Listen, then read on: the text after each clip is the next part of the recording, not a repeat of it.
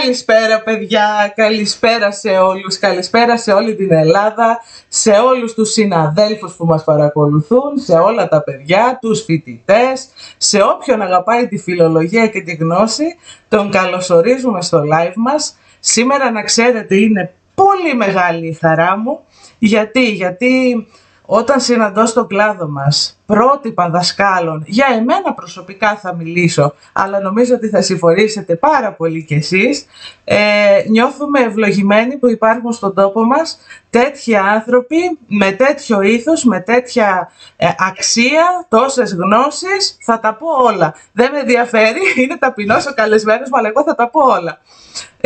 Είμαι πολύ ευλογημένη, πολύ χαρούμενη και νομίζω ότι είστε το ίδιο κι εσείς. Σας παρουσιάζω τον εκλεκτό συνάδελφο κύριο Γιάννη Τσουράκη. Γιάννη μας, καλώς ήρθες στο live μας. Καλώς ήρθες. Καλησπέρα σε όλους που παρακολουθούν το live. Πολύ μεγάλη τιμή η πρόσκλησή σου να μιλήσω σε αυτό το live. Δικιά μας, ξέρω δικιά να μας. ξέρω όλους τους χαρακτηρισμούς που μου είπες. Προσπαθώ ως ταπεινός θεράπων της ελληνικής γλώσσας και όχι μόνο να προσφέρω τις γνώσεις μου για να μπορέσω να βοηθήσω τους μαθητές μας και όποιους άλλους ενδιαφέρονται για την ορθή χρήση της γλώσσας μας. Έτσι.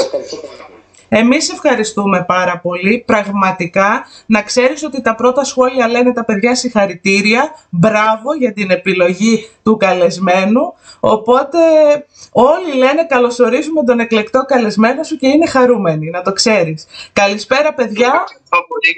Τους ευχαριστώ πολύ από καρδιάς. Μας κάνεις μεγάλη τιμή που εμφανίζεσαι στο live μας, γιατί δεν είναι, θα το ξαναπώ στις μέρες μας, πολύ εύκολο να βρούμε έναν δάσκαλο που να τα συνδυάζει όλα. Λέμε πάντα και τα καλά, πρέπει να τα λέμε, όπως λέμε τα άσχημα και τα στιγματίζουμε, πρέπει να λέμε και τα καλά. Αυτή είναι η γνώμη δική μου. Τα λένε οι άλλοι. Ευχαριστώ πάρα πολύ για την τιμή που μου έκανες να μιλήσω. Να είσαι καλά, να είσαι καλά. Μοναδική επιλογή. Λοιπόν, έτσι γράφουνε. Πολύ. Κοίταξε, ήθελα να σε καλέσω για πάρα πολλούς λόγους. Ήθελα εδώ και πολύ καιρό να κάνουμε αυτό το live, το ξέρεις και εσύ, και τα παιδιά θέλανε να κάνουμε πολύ αυτό το live, μου το ζητούσανε κι άλλοι, να το γνωρίζεις. Για λόγους, το έχω πει και στο Facebook, ότι δεν παρουσιάζω με αξιολογική σειρά τους καλεσμένους μου. Έχω κάνει μια ανάρτηση που το διευκρινίζω. Εγώ ακολουθώ το δικό σας χρονοδιάγραμμα με βάση τη δουλειά του καθενός, τις υποχρεώσεις του καθενός. Πηγαίνω με το δικό σας πρόγραμμα και όχι με τις δικές μου ενδεχομένως επιθυμίες και τα λοιπά. Καταλαβαίνεις τι εννοώ. Σε ήθελα πολύ νωρίτερα να σε παρουσιάσω στον κόσμο. Το λόγο θα τον καταλάβουν οι καλεσμένοι. Όσοι ίσως δεν σε ξέρουν θα τον καταλάβουν στο τέλος, νομίζω, του live. Όσοι δεν σε ξέρουν. Όσοι. Θα ήθελα να πω δύο λόγια για όσους δεν με ξέρουν. Είμαι καθηγητής φιλόλογος, διατηρώ ένα φροντιστήριο ιδιαιτέρων μαθημάτων στη Λαμία από το 2000. Αλλά το φροντιστήριο έχω ανοίξει από το 2000, είμαι πιο παλιός φροντιστής. Μ' αρέσει πάρα πολύ η ελληνική γλώσσα, λατρεύω την αρχαία ελληνική γλώσσα, την ιστορία και όχι μόνο. Ασχολούμαι κυρίως ως ειδικότητα και με τα λατινικά, μπορώ να πω. Γενικώς ό,τι σχετίζεται με τον κλάδο μας προσπαθώ να είμαι ενήμερος, προσπαθώ να εξελίσω ό,τι μπορώ να εξελίσω, γράφω αρκετά. Ψάχνω, με ένας άνθρωπος ανήσυχο πνεύμα θα χαρακτηρίζα τον εαυτό μου. Δεν θέλω να περιέχω λόγο πάνω σε αυτά. Απλά εν ολίγης αυτή είναι μια παρουσία για όσους δεν με γνωρίζουν. Μια παρουσίαση έκανες, είναι δική σου, πολύ σωστά. Εγώ είδα πάρα πολύ, μελετάω ακόμα και τις αναρτήσεις των συναδέλφων μου, αυτών των συναδέλφων που θαυμάζω πολύ και που εκτιμώ, και κρατάω ακόμη και τα σχόλιά σας. Είχα κρατήσει και ένα δικό σου σχόλιο και σου το είχα αναφέρει, που μου έκανε εντύπωση παλαιότερα. Μιλούσαμε για τα βιβλία, μήπως φταίνε τα βιβλία με τον ασαφή εκπαιδευτικό προσανατολισμό τους και τα παιδιά δεν κατανοούν αυτά που διαβάζουν, γιατί βλέπουμε στις μέρες μας ότι τα παιδιά διαβάζουν ένα κείμενο αλλά δεν το κατανοούν. Τι θέλεις να μας πεις λίγο πάνω σε αυτή τη σκέψη, τη δική μου, την ερώτηση που σου κάνω, μήπως φταίνε τα παιδιά? Πες μου λίγο, ποια είναι η δική σου γνώμη και άποψη? Καταρχάς πρέπει να αναφερθώ 2 μέρες πριν από σήμερα, δηλαδή στις 9 Φεβρουαρίου είχαμε την Παγκόσμια ημέρα της ελληνικής γλώσσας. Σωστά. Για όσους δεν το ξέρουν, η Παγκόσμια ημέρα ελληνικής γλώσσας ήταν μια πρόταση η οποία άκουσον κατατέθηκε για πρώτη φορά πριν από κάποια χρόνια, μου διαφεύγει ακριβώς η ακριβής χρονολογία, από την Ιταλία. Η Ιταλία πρότεινε την καθιέρωση Παγκόσμιας μέρας ελληνικής γλώσσας και μόλις το 2017 ψηφίστηκε με κάποιες υπουργικές αποφάσεις από το δικό μας κράτος και καθιερώθηκε ως Παγκόσμια μέρα ελληνικής γλώσσας. Στέκομαι με αφορμή αυτό το γεγονός για να δώσω να καταλάβουμε ότι εμείς οι Έλληνες έχουμε ένα εξαιρετικά μεγάλο προνόμιο, το οποίο αδυνατούμε να το αντιληφθούμε ποιο είναι. Ποιο είναι αυτό? Είμαστε οι φυσικοί ομιλητές μιας γλώσσας η οποία χαρακτηρίζεται από ακρίβεια, μαθηματική οργάνωση, λιτότητα. Στην πραγματικότητα η ελληνική γλώσσα είναι λιτή, γιατί με πολύ λίγες λέξεις από την αρχαιότητα και με σχετικά πρόσφατα μπορούμε να αποδώσουμε ακριβώς το σημενόμενο μιας έννοιας. Ισχύει αυτό. Από την άλλη πλευρά, οι αρμόδιοι φορείς έχουν αδιαφορήσει πλήρως τόσο για την διατήρησή της, όσο και για τη διδασκαλία της.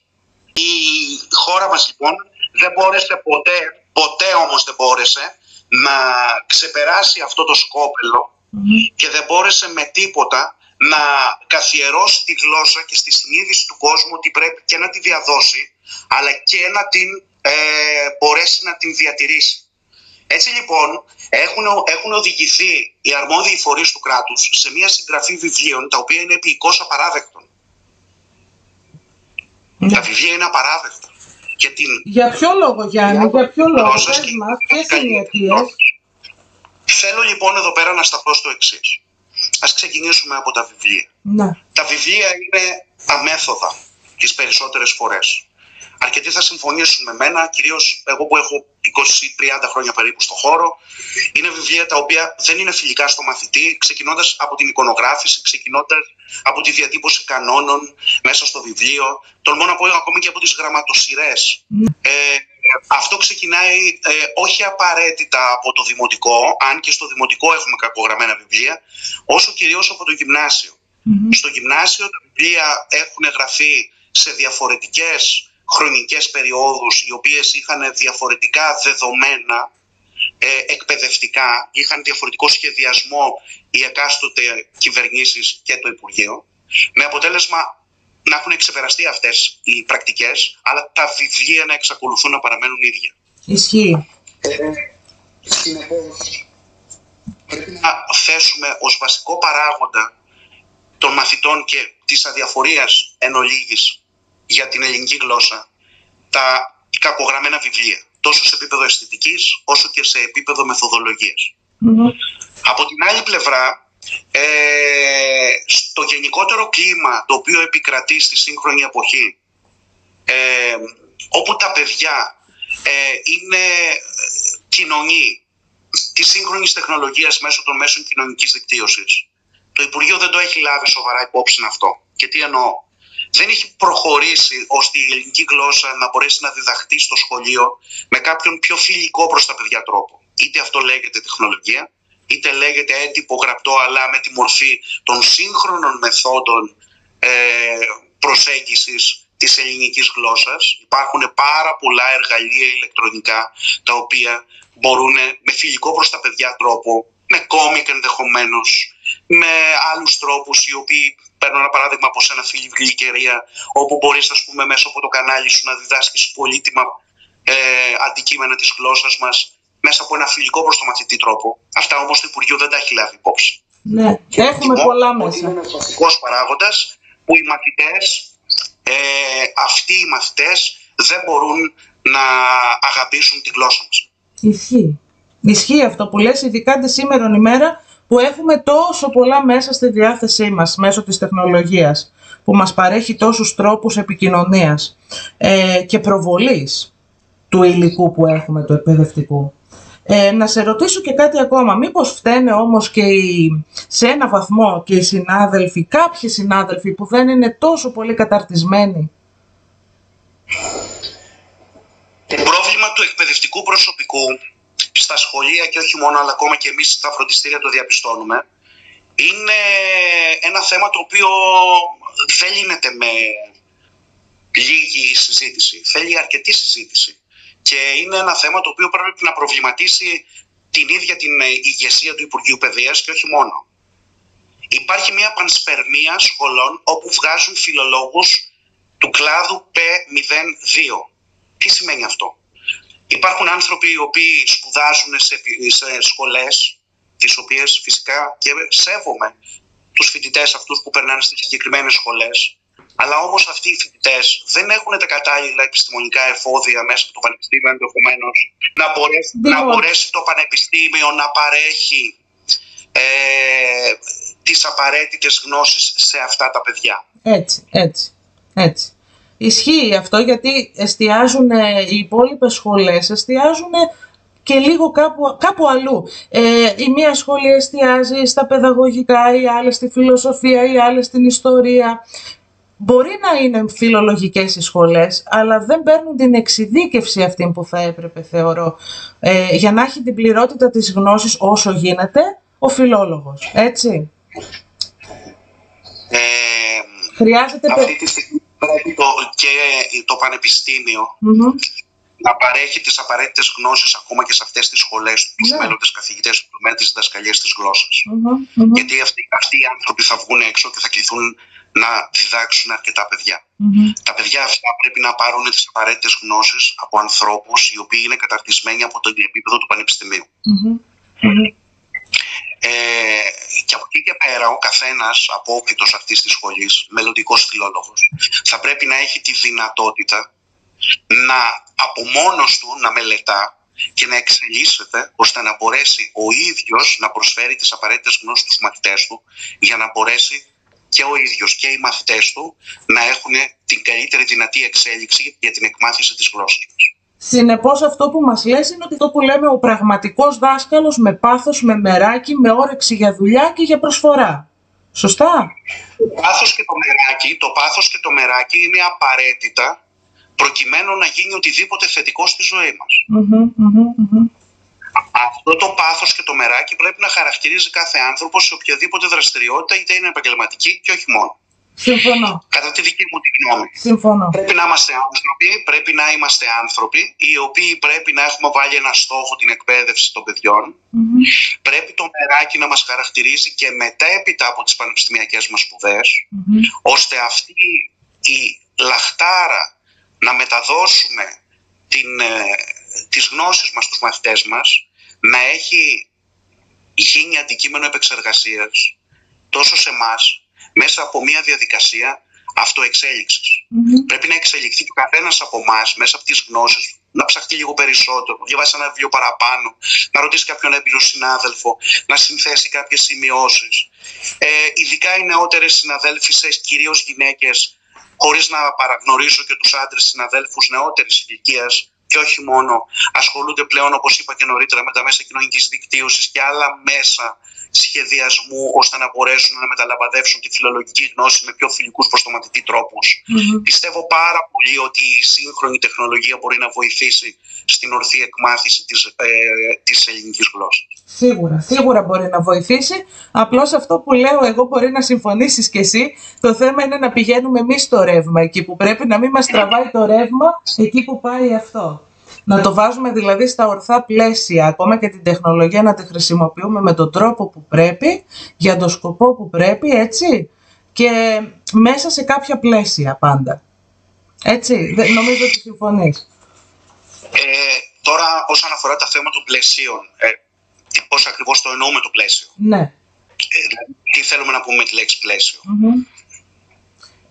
Θες να μου πεις εσύ? Στο πλαίσιο εννοούμε πώς εννοείς τη λέξη πλαίσιο. Εγώ εννοώ να μην υπάρχει μιμητισμός, δηλαδή ακόμα και αυτό λίγο εμένα προσωπικά με ενοχλεί. Προτιμώ δηλαδή ο κάθε συνάδελφος να είναι ατόφιος, να δείχνει την προσωπικότητά του, το χαρακτήρα του, να μην μιμείται ενδεχομένως άλλους, να μην προσπαθεί ακόμα και στα αστεία τα βίντεο που κάνουμε και σε άλλα βίντεο, να μην ξεφεύγουμε από κάποια όρια. Θα σου δώσω ένα παράδειγμα για το τι εννοώ. Ένας συνάδελφός μας, το γνωρίζεις και εσύ, κάναμε ένα live, ο Ζανής ο Κοντονάσιος, ο πολύ αγαπητός μας συνάδελφος, βρήκε τον τρόπο, τον προσωπικό, ακριβώς, βρήκε τον προσωπικό του τρόπο και να είναι στα πολύ ωραία πλαίσια, αυτό που λέγαμε πριν, και να προσελκύει τους μαθητές και να τους βοηθάει μέσα από τη μουσική, μέσα από τα βίντεο που κάνει, να το μαθαίνουν πιο εύκολα την ύλη. Δηλαδή έγινε και προσιτός και αγαπητός και μέσα σε πολύ σωστά πλαίσια. Αυτό εννοώ με τα πλαίσια. Το να μην ξεφεύγω, γιατί ξέρεις το πολύ... Αυτό που παρατηρώ και δεν μ' αρέσει είναι το να μας πηγαίνουν οι μαθητές εκεί που θέλουν αυτοί και να μην τους τραβάμε εμείς εκεί που πρέπει. Αυτό εννοώ. Τώρα νομίζω το εξέφραζα καλύτερα αυτό που εννοούσα. Κάθε προσπάθεια να προσεγγιστεί η διδασκαλία της γλώσσας με σύγχρονο τρόπο, από μένα είναι θετικό. Ναι. Γνώμη μου την ταπεινή. Η όποια προσπάθεια η οποία μπορεί να είναι φιλική προς τους μαθητές πρέπει να έχει δύο βασικά χαρακτηριστικά. Να ισορροπείται. Ναι. Η επιστημονικότητα. Αυτό ακριβώς, αυτό εννοούσα. Ακριβώς αυτό. Δηλαδή να χειριζόμαστε εμείς οι δάσκαλοι τις νέες μεθόδους έχοντας επιστημονική γνώση και ταυτόχρονα να διατηρούμε και την αξιοπρέπεια και να μην ξεφεύγουμε σε μεθόδους οι οποίες ενδεχομένως, χωρίς να είναι η αρχική μας πρόθεση, οδηγηθούν σε, εντός εισαγωγικών λέξεις που θα χρησιμοποιήσουμε, σε ένα είδος, ας πούμε, χλευασμού. Ναι. Όχι. Ναι, αυτό. Πρέπει λοιπόν να χρησιμοποιήσω εγώ ένα όμορφο σκιτσάκι, ενδεχομένως ένα ωραίο συννεφάκι, οτιδήποτε. Μπορώ να το χρησιμοποιήσω στο πλαίσιο του μέτρου, ώστε εγώ ως εκπαιδευτικός να κρίνω ότι αυτό, αντί να το βάλω σε ένα στερεότυπο πλαίσιο, τον κανόνα, μπορεί να το βάλω ενδεχομένως σε κάποιο άλλο πλαίσιο, το οποίο είναι χρωματιστό, τόσο κυκλοφορούν μέσω εφαρμογών στους υπολογιστές και στα κινητά. Ωραία. Από εκεί και πέρα όμως, εντός εισαγωγικών λέξης, επαναλαμβάνω πάλι, κακόγουστο, kids, όχι. Πρέπει να διατηρήσω το μέτρο. Σε αυτό το σημείο, αγαπητή Γλυκερία, θα ήθελα να αναφερθώ, και αν έχεις τη δυνατότητα να μπορέσεις να το δείξεις, σε μια εξαιρετική προσπάθεια μιας πάρα πολύ σημαντικής συναδέλφισας, της Φωτεινής της Τσομάκου, Γιάννη, η οποία... μία διακοπή μόνο, έχουμε ένα σχόλιο. Αν θέλεις να απαντήσεις ή να το πούμε στο τέλος, εγώ θα το διαβάσω το σχόλιο, είναι ένας εκλεκτός φίλος, γιατί πριν από πολλά χρόνια με τα μισά μέσα οι μαθητές κατακτούσαν πιο εύκολα την ελληνική γλώσσα από ό,τι σήμερα. Θα απαντήσω ευθέως στον σχόλιο. Δεν υπήρχε η έκρηξη των μέσων κοινωνικής δικτύωσης. Πριν από μερικά χρόνια δεν υπήρχε ο παράγων ίντερνετ, όπου στην πραγματικότητα αποκάλυψε έναν τεράστιο καινούργιο κόσμο στους μαθητές. Πολύ πιο ελκυστικό από εκείνα τα χρόνια τα δικά μας, τα ενδεχομένως που δεν υπήρχε αυτή η έκρηξη των υπολογιστών. Στην κοιλιά μου μάλιστα δεν υπήρχε καν. Άρα λοιπόν συνεπώς σε αυτή την περίπτωση πρέπει να λάβουμε υπόψη μας ότι τα μέσα κοινωνικής δικτύωσης είναι βασικός παράγοντας που πρέπει εμείς να προσεγγίσουμε τα παιδιά με αυτό το εντός εισαγωγικών όπλο, το οποίο στο παρελθόν δεν μπορούσαμε να το κάνουμε, γιατί απλούστατα επιτυγχάναμε το σκοπό μας με τον παραδοσιακό κλασικό τρόπο. Έτσι ακριβώς. Σωστά. Ναι. Δηλαδή πρέπει ο φιλόλογος πλέον να πάει κοντά με το μέσο με το οποίο ο μαθητής μπορεί να εισπράξει μέσω της εικόνας, να εισπράξει τη γνώση. Έτσι. Τώρα είναι μεγάλη κουβέντα που μπορούμε να ανοίξουμε. Αν η εικόνα υποκαταστήσει τη γνώση, νωρίτερα είπα ότι πρέπει να υπάρχει μια ισορροπία, η γνώση, η επιστήμη, ταυτόχρονα όμως και η ισορροπία. Ωραία. Εγώ προβάλλω τα βιβλία της κυρίας Φωτεινής Τσομάκου. Μπορείς να μας πεις, που σε διέκοψα, αυτά που ήθελες να μας αναφέρεις. Η Φωτεινή Τσομάκου είναι μια εξαιρετική φιλόλογος και ταυτόχρονα δασκάλα, η οποία με μεράκι, ζήλο και αγάπη τόσο για τα παιδιά όσο επίσης και για την επιστήμη μας της φιλολογίας μπόρεσε και συνέθεσε μία σειρά από μικρά τομίδια, καλέσθητα, εξαιρετικά καλέσθητα, στα οποία αυτά τομίδια έχει σαν στόχο την πρώτη προσέγγιση της αρχαίας ελληνικής γλώσσας με τις πολύ μικρές ηλικίες. Όταν λέω πολύ μικρές ηλικίες, όπως προφανώς μπορεί κάποιος να δει από τις φωτογραφίες, αναφερόμαστε σε μία μικρή ιστορία μιας μικρής κοπέλας Φανής, η οποία φυσικά είναι σχεδιασμένη ως κόμικ, όπου συναντά σε φανταστικό επίπεδο τον Πρωτεσίλαο, δηλαδή ένα αρχαίο παιδάκι από την αρχαία Αθήνα. Και έτσι λοιπόν γίνεται ένα παιχνίδι μεταξύ των δύο παιδιών, Ελλήνων και των δύο. Η μία η κοπαλίτσα είναι στα νέα ελληνικά, ο Πρωτεσίλαος είναι στα αρχαία ελληνικά. Και παραδείγματος χάρη, ο Πρωτεσίλαος μπορεί να λέει π.χ. νερό, η Φανή να λέει νερό, ο Πρωτεσίλαος να λέει είδωρ. Πάρα πολύ ωραία. Και έτσι σιγά σιγά η προσπάθεια της εξωτερικής συναντήσεως τεχνολόγου μπορεί να οδηγήσει σταδιακά το παιδί από την ηλικία του δημοτικού, αβίαστα, με τρόπο παιχνιώδη, όπως λέει και ο Πλάτωνας, σιγά σιγά να αντιληφθεί ότι η γλώσσα μας είναι ενιαία, ότι όντως αλλάξανε οι λέξεις, αλλά στην πραγματικότητα το νόημα έμεινε ίδιο. Πολλές φορές μάλιστα η κυρία Τσομάκου παραθέτει και λέξεις της αρχαίας γλώσσας οι οποίες διαφοροποιούνται ελάχιστα με την νεοελληνική. Επί παραδείγματι γράφει για τη λέξη τράχυλος και την γράφει και στα αρχαία ελληνικά ο τράχυλος, μόνο που έχει τη στίξη της αρχαίας γλώσσας όπως είναι π.χ. η δασία. Ναι. Σε αυτό το σημείο θέλω να πω μια προσωπική εμπειρία. Τα βιβλία της κυρίας Τσομάκου έπεσαν τυχαία στο μάτι μου πριν από περίπου 10 χρόνια. Ίσως και λίγο παραπάνω, 11. Αγόρασα τα βιβλία αυτά και τα πήρα για λόγους παιχνιδιού στις κόρες μου. Η μεγάλη μου η κόρη τότε ήταν στην ηλικία των 5 με 6 χρονών, 5 ετών ήταν στο νηπιαγωγείο.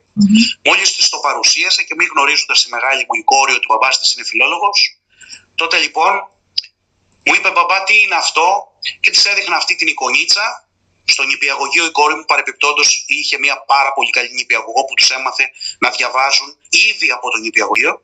Και έτσι λοιπόν έβλεπε μέσα από τα βιβλία της κυρίας Τσομάκου το νερό ότι είναι είδωρ, το κρεμμύδι ότι είναι κρόμιον, το ψωμί ότι είναι άρτος. Και μάλιστα το συνέδεσε χαρακτηριστικά και είπε αυτό που ακούμε στην εκκλησία, παπά, ο άρτος. Είδες. Το ψωμί. Και έτσι λοιπόν ένα μικρό παιδάκι που στα 5 χρόνια, πριν κάνει την πρώτη δημοτικού, ήρθε σε επαφή με έναν παιχνιώδη τρόπο, με έναν αστείο τρόπο, με ένα κόμικ, ήρθε σε επαφή με την αρχαία γλώσσα. Πόσο σημαντικό. Επέδρασε στην ίδια, εκτιμώ ότι επέδρασε αυτή η εμπειρία που είχε. Αυτή τη στιγμή στη Δευτέρα Λυκείου είναι μια μαθήτρια άριστη στα αρχαία ελληνικά, την οποία είναι καμάρι ο μπαμπάς που την έχει και μαθήτρια, αλλά πιστεύω ότι αποφασιστικά έπαιξε αυτό υποσυνείδητα εκείνη την τρυφερή ηλικία, ότι τελικά δεν είναι κάτι απρόσιτο η αρχαία μας γλώσσα. Τα παιδιά θεωρούν τα αρχαία ελληνικά το λεγόμενο δύσκολο μάθημα, το άγνωστο κείμενο ένα μάθημα το οποίο είναι απρόσιτο. Και εδώ πρέπει να ανοίξουμε μια μεγάλη κουβέντα και να πούμε αρκετά πράγματα. Σε ακούμε. Σε ακούμε. Καταρχάς, η χρήση της γλώσσας είναι απαραίτητο να ξεκινά από την οικογένεια. Ωραία. Το παιδί καλό είναι και το θετικό είναι και το ιδανικό είναι να έχει ακούσματα ορθής χρήσης της γλώσσας από το οικογενειακό και το ευρύτερα οικογενειακό περιβάλλον. Με άλλα λόγια, για να μιλήσω πιο απλά, καλόν θα ήταν οι γονείς να μιλούν μέσα στο σπίτι από τη μικρή ηλικία του παιδιού με λέξεις οι οποίες σε πάση περιπτώσει δεν είναι ούτε χυδαίες, ούτε είναι λέξεις slang, ας μου επιτρέπει η έκφραση, ούτε είναι λέξεις οι οποίες είναι της καθομιλουμένης. Να προσπαθήσουν να διατηρήσουν με άλλα λόγια ένα επίπεδο λόγου. Και κάνω μια ρητορική ερώτηση. Είναι εφικτό αυτό? Και απαντώ, όχι φυσικά. Δεν είναι όλοι οι γονείς έτσι. Τι μπορεί να συμβεί σε αυτές τις περιπτώσεις όταν η οικογένεια και το ευρύτερο περιβάλλον δεν μπορούν να χειριστούν τη γλώσσα σε τέτοιο ικανοποιητικό επίπεδο? Τότε λοιπόν έρχεται πάντα στο πλαίσιο της οικογένειας, δεν έχω πάει ακόμα στο σχολείο, τότε έρχεται η συμβολή της οικογένειας ως εξής. Φέρνει τα παιδιά σε επαφή με ομιλητές οι οποίοι είναι καλοί χειριστές του λόγου. Λέω ένα παράδειγμα. Θα μπορούσαν να έρθουν σε επαφή, αν η οικογένεια θρησκεύει, με κάποιον πνευματικό ιερέα, ο οποίος να ξέρει να χειρίζεται το λόγο σωστά και ενδεχομένως να μπορεί να απειλήσει σε αυτά τα παιδιά σε επίπεδο κατηχητικού ή ενός κηρύγματος. Αν η οικογένεια δεν θρησκεύει, θα μπορούσε να αναζητήσει ανθρώπους από το φιλικό ή επαγγελματικό περιβάλλον των γονέων, οι οποίοι διαπιστωμένα να είναι καλοί ομιλητές και στο πλαίσιο μιας κοινωνικής εκδήλωσης, παραδείγματος χάρη ένα τραπέζι έξω, ένας καφές, μια πορτοκαλάδα, θα μπορούσαν αυτοί οι άνθρωποι σιγά σιγά με τον τρόπο που μιλούν το παιδί να έχει και ακούσματα τέτοιου επίπεδου. Η οικογένεια επίσης θα μπορούσε πάντα, μιλάω για την οικογένεια η οποία δεν έχει τη δυνατότητα να χειριστεί ικανοποιητικά τον ελληνικό λόγο. Μιλάω για αυτή την περίπτωση αυτή τη στιγμή. Θα μπορούσε η οικογένεια λοιπόν να κάνει μια ορθή επιλογή να πάει σε μια κοινωνική εκδήλωση όπως σε μια καλλιτεχνική κοινωνική εκδήλωση όπως ένα θέατρο. Να κάνει μια επιλογή, να πάει σε μια θεατρική παράσταση, στην οποία θεατρική παράσταση να είναι επιλεγμένη με ποιοτικά χαρακτηριστικά γλώσσας, ώστε το παιδί από τους διαλόγους των ηθοποιών και κυρίως στην τρυφερή ηλικία του δημοτικού, σιγά σιγά μέσα του να αρχίζει να ενσταλλάζεται η σωστή χρήση της γλώσσας, η έκφραση και υποσυνείδητα, το ξέρουμε όλοι, και τα νοήματά της. Έτσι. Υπάρχουν εναλλακτικές λύσεις. Ποιες είναι αυτές? Η πρώτη αρχή για να μπορέσει το παιδί να κατακτά το γλωσσικό αίσθημα με τρόπο ικανοποιητικό και ορθό. Από εκεί και πέρα πάμε στο σχολείο. Στο σχολείο, όπως προαναφέραμε νωρίτερα, υπάρχουν συνάδελφοι οι οποίοι θα πρέπει και οι ίδιοι να εξελιχθούν σε προσωπικό επίπεδο. Θα πρέπει επίσης και το πανεπιστήμιο να τους παρέχει εφόδια, ακόμα και στους συναδέλφους οι οποίοι δεν είναι κατεξοχήν φιλολογικές σχολές από τις οποίες προέρχονται. Επίσης, επιμορφωτικά σεμινάρια στους συναδέλφους, συχνά από ικανούς, έμπειρους καθηγητές. Δεν είμαι της άποψης ότι απαραίτητος θα πρέπει να έχουν περγαμηνές πανεπιστημιακές. Οι πανεπιστημιακοί, καθόλου αξιοσέβαστοι, με μεγάλες γνώσεις, με επιστημονικό έργο, με συγγραφικό έργο, με διαλέξεις και ούτω καθεξής, δεν είναι πάντα οι κατάλληλοι δάσκαλοι για τους μελλοντικούς δασκάλους. Σε προσωπικό επίπεδο θα προτιμούσα πολύ καλύτερα έναν έμπειρο δάσκαλο της αίθουσας. Όταν ήμουν άπειρος καθηγητής να μου πει 5 λόγια, θα προτιμούσα έναν έμπειρο δάσκαλο ή καθηγητή ενός φροντιστηρίου να μου πει άλλα 2 λόγια αυτός, ώστε να διαμορφώσω τη δική μου ή το δικό μου τρόπο διδασκαλίας ως ένας καθηγητής που θα ήθελα να διδάξω τους μαθητές μου ποιοτικά. Έτσι. Άρα οικογένεια και σχολείο σιγά σιγά θα χτίσουν δυναμικά μία πορεία γλωσσική σε ένα μαθητή, η οποία θα παρουσιάσει εξέλιξη. Μακριά από χυδεολογίες τα παιδιά μας. Μακριά από παρέες και κοινωνικές εκδηλώσεις οι οποίες προάγουν τη φτύνια και την ευτέλεια όχι μόνο στο λόγο.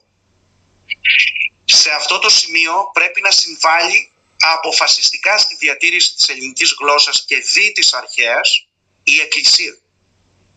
Δεν αναφέρομαι στην Εκκλησία αυτή τη στιγμή ως θρησκευτικό φορέα, γιατί κάποιος θα μπορούσε ενδεχομένως να πει ότι εγώ δεν θρησκεύω, δεν είμαι χριστιανός ορθόδοξος, υποστηρίζω κάποια άλλη θρησκεία ή ούτε καν θρησκεύω, δικαίωμά του φυσικά, αλλά θα μπορούσε η Εκκλησία μέσω της υμνογραφίας να αξιοποιήσει τον ίδιο αυτόν ανεξάντλητο πλούτο της υμνογραφίας, γιατί ακόμα εξακολουθούν και γράφονται ύμνοι. Οι νέοι Άγιοι γράφονται ύμνοι στην αρχαία ελληνική γλώσσα από νέους υμνογράφους. Και κατ' επέκταση λοιπόν η υμνογραφία να αποτελέσει ένα όπλο στη φαρέτρα του εκπαιδευτικού, με κύριο φορέα την Εκκλησία.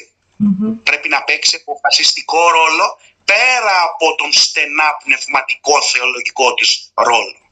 Είναι κάτι το οποίο πρέπει, νομίζω εμείς οι φιλόλογοι, σιγά σιγά να αρχίζουμε να το θέτουμε μέσα στις προτεραιότητές μας και στις συζητήσεις μας. Και όπου μπορεί ο καθένας, στο μέρος που βρίσκεται, στο μετερίζει που βρίσκεται, να μπορέσει να το συζητήσει και με ιερείς, ιερωμένους ή αρμόδιους της Εκκλησίας, ώστε κάποια στιγμή η Εκκλησία να ξυπνήσει και να καταλάβει ότι είναι και θεματοφύλακας της αρχαίας γλώσσας.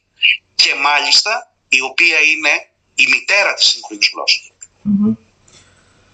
Έτσι όπως τα λες, συμφωνώ και έχουμε και ένα σχόλιο εδώ μιας συναδέλφης σας. Συμφωνεί, δεν είναι λέει όλοι καλοί. Τώρα αναφέρεται και σε αυτό που έλεγες πιο πριν για τις σχολές του συναδέλφους και τα λοιπά. Σχεδόν όλη της θεωρίας είναι. Επίσης, καθηγητές πανεπιστημίου δεν γίνονται πάντα όσο είναι οι καλύτεροι. Δεν είναι πάντα, μάλλον εννοεί, ότι δεν είναι πάντα οι καλύτεροι, ακόμα και αν είναι καθηγητές πανεπιστημίου. Αυτό που είπες εσύ με άλλα λόγια, λέει η κοπέλα. Αυτό που είπες εσύ, ότι χρειάζεται η πείρα, η εμπειρία, αυτό βοηθάει πάρα πολύ και να μην μένουμε μόνο στη θεωρία, γιατί άλλο η θεωρία και άλλο η πράξη. Αυτό. Δεν θέλω να μπω στη διαδικασία να κρίνω την ακαδημική αξιολόγηση κάποιου επιστήμονα ώστε να ανελιχθεί σε καθηγητή πανεπιστημίου. Ναι. Ναι. Δεν είναι η κατάλληλη ώρα. Ναι. Και ούτε εγώ σε προσωπικό επίπεδο να ανοίξω μια τέτοια συζήτηση, χωρίς φυσικά από αυτή μου την κουβέντα να διαφωνώ με το σχόλιο το οποίο μου ανέφερες, της κυρίας, αν δεν κάνω λάθος. Ωραία. Ναι. Η Ελένη. Ωστόσο, εγώ αυτό που ήταν το σκεπτικό μου στην κουβέντα που είπα πριν, είναι ότι θα προτιμούσα έναν άνθρωπο της τάξης, της πράξης, να μου δείξει πρακτικά με ποιον τρόπο ένα μαθητή μου, ο οποίος δεν έχει όμως περάσει τη διαδικασία που είπα νωρίτερα μέσω της οικογένειας, μέσω του σχολείου από μικρές ηλικίες, και μου έρχεται σε μία τάξη του λυκείου και μου ζητάει μέσα σε λίγο χρονικό διάστημα, γιατί οι 3 τάξεις του λυκείου είναι πολύ λίγο χρονικό διάστημα, μου ζητάει τα απίστευτα αποτελέσματα. Ναι. Σε αυτό το σημείο πρέπει να πούμε κάποιες σκληρές αλήθειες. Ποιες είναι σκληρές αλήθειες? Οι μαθητές, και μιλώντας για τα φιλολογικά μαθήματα, αλλά είμαι σίγουρος ότι συμβαίνει και στα θετικά, έχουν υψηλότατους βαθμούς από τις μικρές τάξεις. Με αποτέλεσμα να γεννούν αυτοί οι υψηλοί βαθμοί, ας μιλήσω για τα φιλολογικά μαθήματα, υπερβολικές απαιτήσεις και φιλοδοξίες τόσο στους ίδιους όσο και στους γονείς τους. Έτσι, έρχονται πολλοί μαθητές από το γυμνάσιο, συνεχίζουν στις τάξεις της πρώτης λυκείου, κυρίως εκεί είναι το μεγάλο σοκ, στην πρώτη λυκείου, όπου ένας μαθητής ο οποίος έχει πάρα πολύ υψηλούς βαθμούς, χωρίς φυσικά να τους αξίζει 100% στο γυμνάσιο, έρχεται στην πρώτη λυκείου και προσγειώνεται σε μια πραγματικότητα. Όχι ότι βέβαια στην πρώτη λυκείου, αμέσως το 19 του γυμνασίου, θα γίνει ένα 10 ή 11 ή 12, όπως πιθανόν ήταν η αξία η γλωσσική του μαθητή. Όχι βέβαια.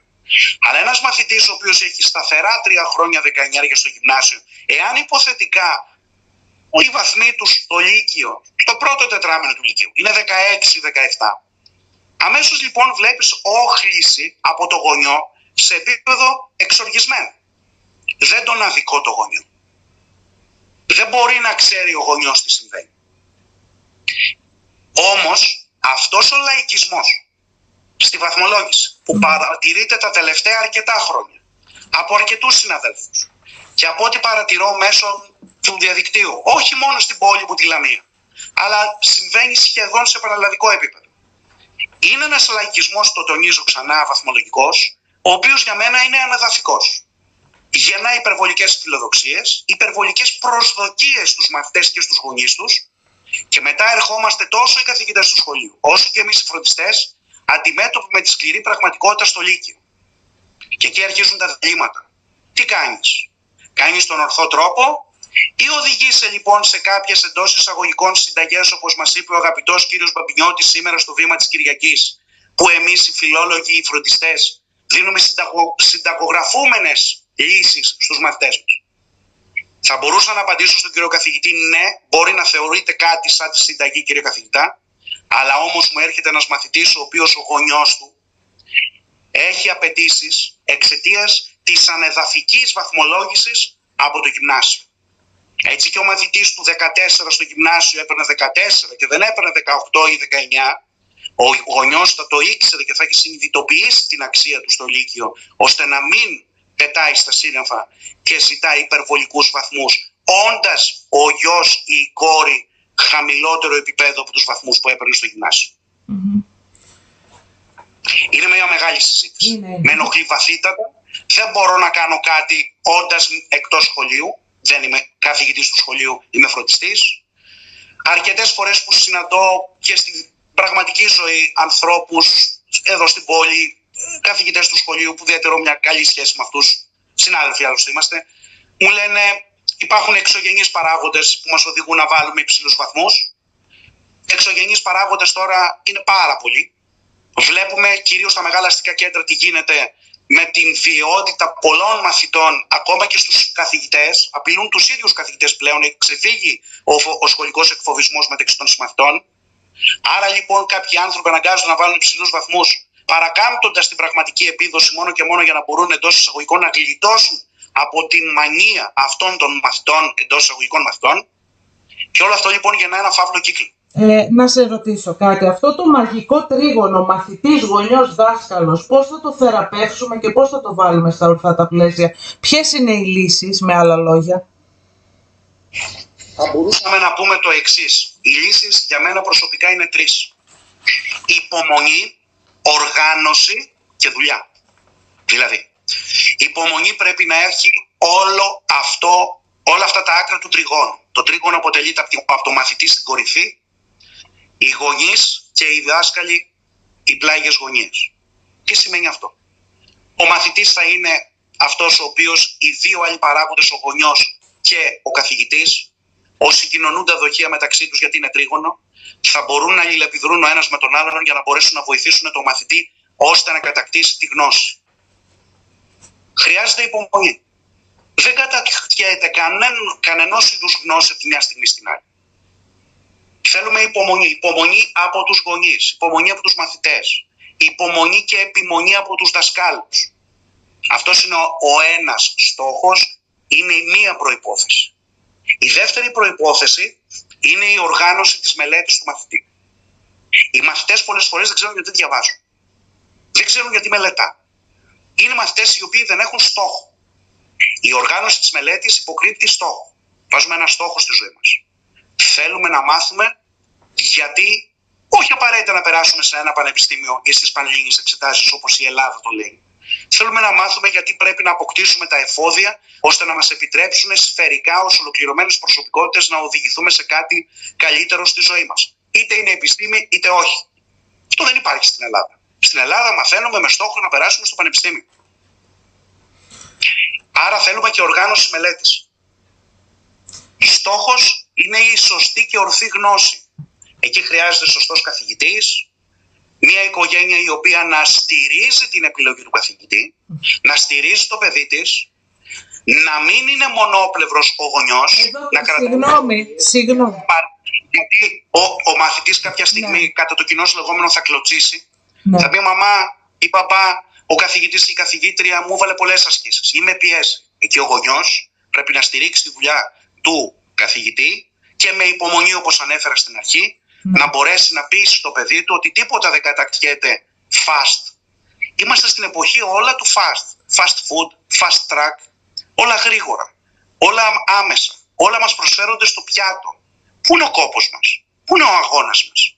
Όλοι αυτοί οι άνθρωποι που φτάσαν σε υψηλά επιστημονικά επίπεδα δεν φτάσανε μαγικά παντώτα σε ένα κουμπί ή παίζοντας με το κινητό όλη την ώρα σαν τους περισσότερους μαθητές. Κουραστήκανε, υδρώσανε, κοπιάσανε. Άρα λοιπόν πάω και στην τρίτη προϋπόθεση, Γλυκερία, για να κλείσω, είναι η δουλειά. Δουλειά τι σημαίνει? Μια ξεχασμένη λέξη στην Ελλάδα. Πρέπει να δουλέψουμε για να φτάσουμε σε επιδόσεις. Πρέπει να δουλέψουμε για να φτάσουμε σε υψηλόβαθμες σχολές, αν υποθέσουμε ότι διαβάζουμε για αυτόν τον λόγο. Πρέπει να δουλέψουμε για να κατακτήσουμε οποιαδήποτε μορφή της γνώσης για να μπορέσουμε να την παράγουμε και όχι μόνο να τη διατηρούμε. Το έχουμε ξεχάσει το τρίπτυχο. Τρίπτυχο λοιπόν υπομονή, οργάνωση και δουλειά. Τονίζω τη λέξη δουλειά. Πρέπει να πάρουμε απόφαση ότι πρέπει να δουλέψουμε. Γιάννη, συμφωνώ σε όλα. Μία ερώτηση ενός παιδιού, με συγχωρείτε, αλλά το τρίγωνο πια έχει αλλάξει.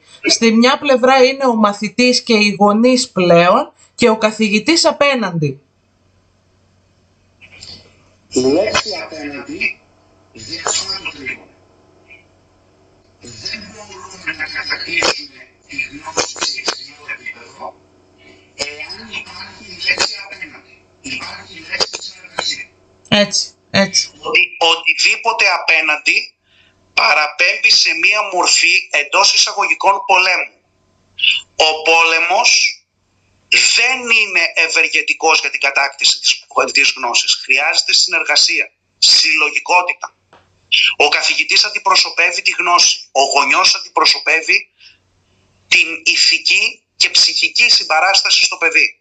Το παιδί πρέπει να πάρει απόφαση ότι είναι το επίκεντρο και ότι δεν είναι ο άνθρωπος, το παιδί, που πρέπει να ψάχνει συμμάχους ώστε να υπεκφύγει από τη δουλειά που απαιτείται. Έτσι. Που άλλαξε. Επειδή ίσως άλλαξε, γι' αυτό και έχουμε μία πτωτική πορεία στην επιστημονικότητα των αποφύτων μας, και οι συνάδελφοι, και όχι μόνο, οι οποίοι ενδεχομένως με παρακολουθούν και από άλλα επαγγέλματα, παρατηρούν όλο ένα και περισσότερο οι νεότερες γενιές, όχι φυσικά χωρίς εξαιρέσεις φωτεινές, αλλήμονο, δεν απαξιώνω κανέναν, ούτε τους τσουβαλιάζω όλους, όχι. Οι νεότεροι συνάδελφοι έχουν αρκετές φορές επιστημονικά έλλειμμα. Γιατί άλλαξε το τρίγωνο. Το τρίγωνο αιώνια, από το αβάθ των αιώνων μέχρι πρόσφατα, ήταν αυτό. Ο γονιός συμπαραστέκεται στο παιδί, στηρίζει τις επιλογές του εκάστοτε καθηγητή, και ο καθηγητής όμως συνεργάζεται με τον γονιό και τον μαθητή. Και δεν αναφέρομαι μόνο στο φροντιστήριο. Οφείλει ο καθηγητής και στο σχολείο να συνεργαστεί για το καλό του μαθητή. Δεν είναι μόνο το γνωστικό καλό. Δεν είναι, παραδείγματος χάρη, εγώ ως φιλόλογος να μάθω στο μαθητή μου κάποιους αρχικούς χρόνους. Το καλό του μαθητή είναι και το ηθικοπνευματικό, το οποίο μάλλον τείνει να παραμιληθεί στον αιώνα της ανταγωνιστικότητας. Δηλαδή, εάν εγώ ως καθηγητής παρατηρήσω μία συμπεριφορά του μαθητή μου, η οποία δεν είναι επιτρεπτή στα πλαίσια της ηθικής και της ευπρέπειας, πρέπει να συνεργαστώ με τον γονιό. Και όχι ο γονιός να πάρει το μέρος του μαθητή έχοντας ως αντίπαλο τον καθηγητή. Σε αυτή την περίπτωση δεν πρόκειται να αποδοθεί στην κοινωνία αργότερα ο σωστός πολίτης. Σωστά. Όχι επιστήμονας. Μπράβο. Μας ενδιαφέρει ο πολίτης, ο άνθρωπος. Αυτός ο οποίος αύριο θα είναι στο διπλανό διαμέρισμα και δεν θα διαφορήσει για μένα. Δεν μπορούμε να έχουμε μόνο τον καθηγητή ως ένα ζωντανό μηχανισμό γνώσης. Ο καθηγητής οφείλει να έχει ήθος και την εντός εισαγωγικών παραβατική συμπεριφορά σε επίπεδο ήθους του μαθητή του. Λέω εντός εισαγωγικών γιατί δεν είναι πάντα παραβατικές, οφείλονται και στα φαινόμενα της εφηβείας, καθόλου αποδεκτά. Οφείλει να το επιλύει με το γονιό. Ο γονιός πρέπει να είναι σύμμαχος και με τους δύο. Έτσι. Είναι συνεργασία, όχι αντιπαλότητα. Έτσι ακριβώς. Πραγματικά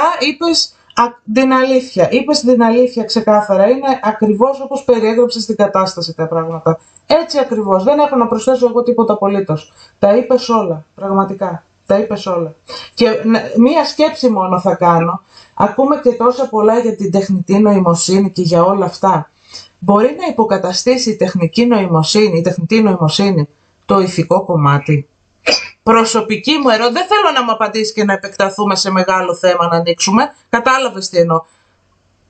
Ακόμα και εκεί εννοώ ότι θέλει προσοχή πολύ, πάρα πολύ προσοχή η χρήση της. Αυτό. Η τεχνητή νοημοσύνη, στην παρούσα φάση, τουλάχιστον για τη χώρα μας, ας μιλήσω για τη χώρα μας, εγώ την παρομοιάζω ως εξής. Είναι μια προσεισμική διαδικασία, όπου δεν έχουμε δει το μεγάλο σεισμό και κατ' επέκταση δεν έχουμε δει και τις συνέπειές του. Συμφωνώ. Άρα η τεχνητή νοημοσύνη είναι μια εξέλιξη η οποία δεν έχει φτάσει κατ' εμέ στο πικ της. Ναι. Εάν και εφόσον κάποια στιγμή φτάσει, θα μπορέσουμε να αποφανθούμε και να κάνουμε μια αξιολόγηση. Αυτή τη στιγμή είναι μια προσεισμική διαδικασία. Δηλαδή, εντός εισαγωγικών, ένας μικρός σεισμός έχει επηρεάσει όλους μας, άλλους λίγο, άλλους πολύ, αλλά δεν γνωρίζουμε όμως αν θα έχει τραγικά αποτελέσματα ενός μεγάλου σεισμού ή αν είναι ένας σεισμός μεν όπου θα μπορούμε να τον διαχειριστούμε. Όπου η λέξη σεισμός σημαίνει ότι είναι δηλαδή ένα εξαιρετικά πρωτοποριακό φαινόμενο, το οποίο δεν γνωρίζουμε αν θα χρησιμοποιηθεί προς όφελος της ανθρωπότητας ή προς καταστροφή της ανθρωπότητας, ή τι θα είναι τελικά αυτό το οποίο θα μετρήσει περισσότερο, η καταστροφή ή το όφελος. Συνεπώς, η συζήτηση περί τεχνητής νοημοσύνης στην παρούσα φάση εκτιμώ ότι είναι πρόημη. Απλά θέλει σιγά σιγά, θέλει προσοχή και όπως μας διδάξαν οι αρχαίοι Έλληνες, θέλει και μέτρο. Έτσι ακριβώς.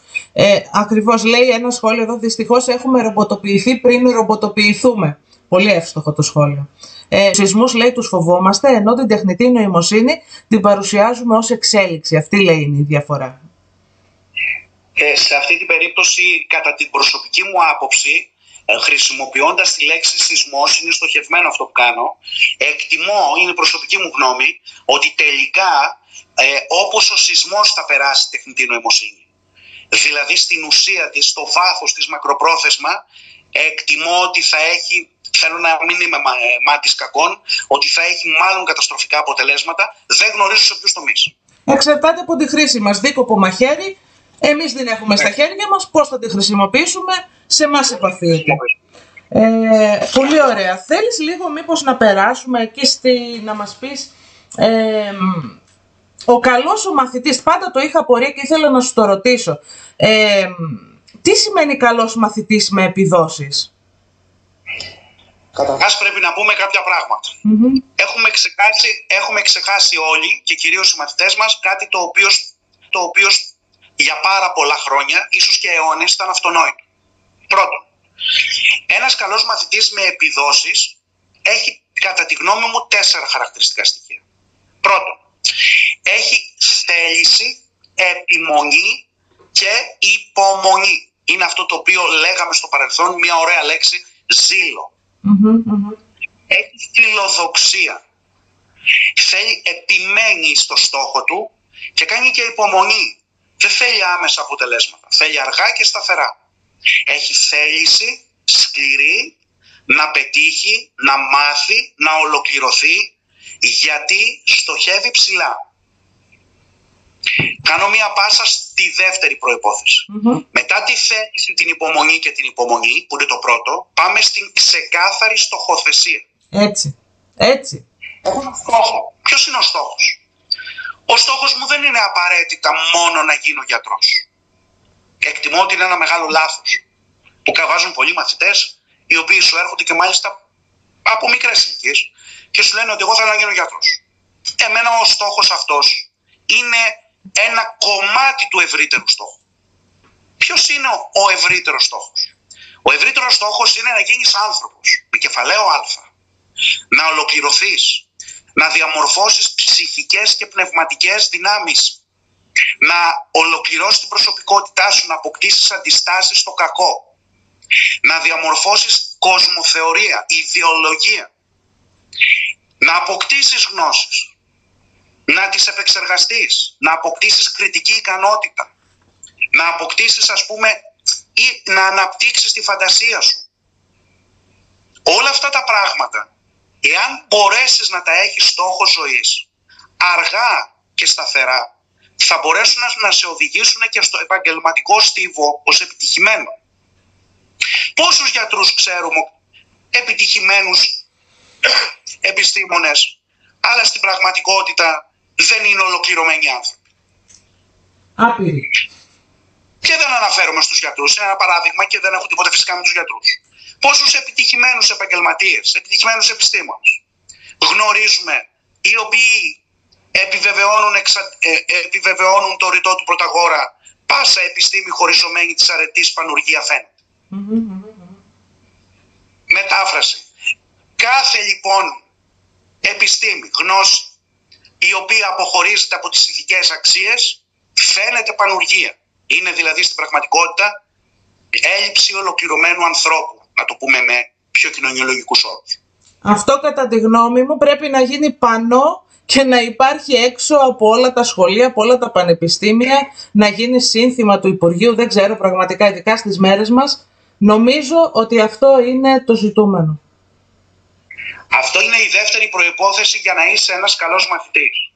Τρίτη προϋπόθεση. Η τρίτη προϋπόθεση για να γίνει κάποιος ένας καλός μαθητής, εκτός από την ξεκάθαρη στοχοθεσία, όπως είπαμε, και τη θέληση, υπομονή, είναι κάτι το οποίο θεωρούμε αυτονόητο, αλλά τελικά εμείς το διαπιστώνουμε ότι παραμελείται. Και τι είναι αυτό? Κάτι απλό. Σωματική υγεία. οι μαθητές μας παραμελούν συχνά τη σωματική τους υγεία. Χάνουν μαθήματα στο σχολείο, στο φροντιστήριο, χάνουν τη σειρά τους κατά το κοινώς λεγόμενο, απέχουν από τη μαθησιακή διδασκαλία γιατί δεν έχουν προσέξει την υγεία τους, τη σωματική τους υγεία. Πώς μαθητές είχα στο παρελθόν που σε κρίσιμες τάξεις στην τρίτη λυκείου, εξαιτίας μιας αμέλειας από το παρελθόν, τους δημιουργήθηκαν προβλήματα ακόμη και από ένα δόντι. Άρα η σωματική υγεία είναι ένας βασικός παράγοντας για να είναι κάποιος καλός μαθητής. Πρέπει να προσέχουμε το σώμα μας. Δεν έχει σημασία αν είναι νεανικότατο ή εφηβικό και αυτό το σώμα λοιπόν είναι ένα σώμα το οποίο στην προκειμένη περίπτωση θεωρεί ένας μαθητής επειδή είναι ακριβώς μικρός ότι εντάξει δεν έχω τίποτα. Άρα λοιπόν εκτιμώ ότι ένας καλός μαθητής πρέπει να έχει σωστή σωματική υγεία. Να αθλείται, να έχει σωστή διατροφή. Έτσι ακριβώς. Να κοιμάται επαρκώς. Προλαβαίνω ενδεχομένως κάποιο σχόλιο. Τι μας λες? Εδώ δεν προλαβαίνουμε η ημέρα. Δεν μας φτάνει για να διαβάσουμε για τις υποχρεώσεις του σχολείου. Μπορώ να το δεχτώ και το ξέρω και το βλέπω και το διαπιστώνω και δεν πετάω και στα σύννεφα. Κάθε ευκαιρία όμως που παρουσιάζεται σε ένα μαθητή να την αφιερώνει στη σωματική του ανάπαυση και βελτίωση είτε μέσω του αθλητισμού, γιατί το σώμα είναι αυτό το οποίο θα τον βοηθήσει συν τους άλλους παράγοντες ώστε να είναι ένας καλός μαθητής. Και τελειώνω με το τέταρτο στοιχείο το οποίο πρέπει να έχει ένας καλός μαθητής. Ψυχοπνευματική υγεία.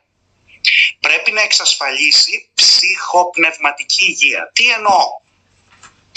Πάρα πολλοί μαθητές που μπορεί να έχουν τις άλλες προϋποθέσεις δεν έχουν, χωρίς φυσικά δικό τους πάντα φταίξιμο, ένα ήρεμο οικογενειακό και φιλικό περιβάλλον. Ναι. Δεν μπορώ να αναφέρω κάποια λύση.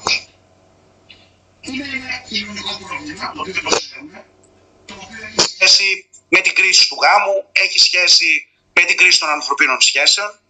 Δεν μπορώ σε αυτή την περίπτωση να προσφέρω κάποιες λύσεις, δεν είμαι ειδικός. Ένας μαθητής όμως ενδεχομένως να πρέπει να σκεφτεί ότι η ψυχική του ισορροπία είναι πάρα πολύ σημαντικός παράγοντας για να μπορέσει ό,τι μαθαίνει στο σχολείο ή στο φροντιστήριο, δεν ξέρω, να μπορέσει να το αφομοιώσει και να το αποδώσει.